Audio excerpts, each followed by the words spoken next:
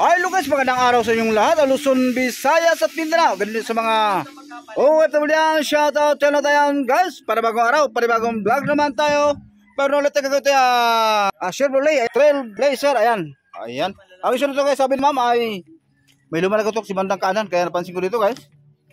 Ayan ang kanyang shock mounting, ayan. Ayan, pansin natin yung kanyang flat washer, napakalayo na niya sa pinaka-nut. Ito na yung flat washer niya guys, oh. Yan.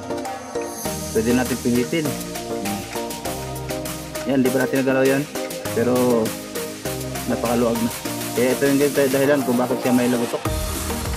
Okay, huwag natin patagalin. Samahan niyo ako at atin ang patanggalin yung saka nut para malagyan natin ng rubber. Okay? Ayan. So ito na guys, na baklas na natin. Ayan ang rubber niya, super nipis na, kaya sinukot ko ang makapal kailangan guys. Mga ganito kapal para mapalis yung kanyang ano niya, bakal niya doon sa taas. Ayan. Para mag-press ang washer, maipit yung hindi siya makagalaw. Kaya ito yung palitan ito mas makapal. Okay. At ito naman guys ang ating ipapalit dyan. So ibibilogin natin at saka bubutasan natin yung kita. So ito na guys na nagawa natin. Okay.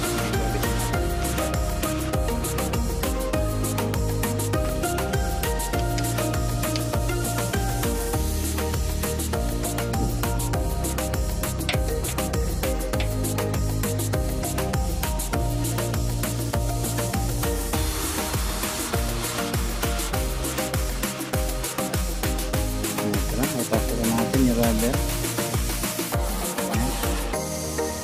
Ay, kita lang.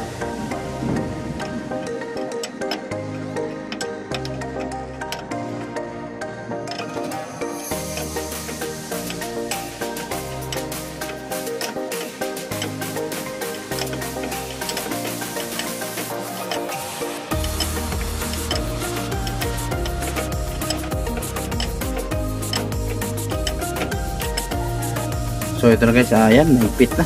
Okay na. Okay. Ayan guys, hanggang dito lang ating video. Maraming salamat sa panonood. Ayan, kung gusto nyo para kukunto ng please subscribe, like, and share. Thank you.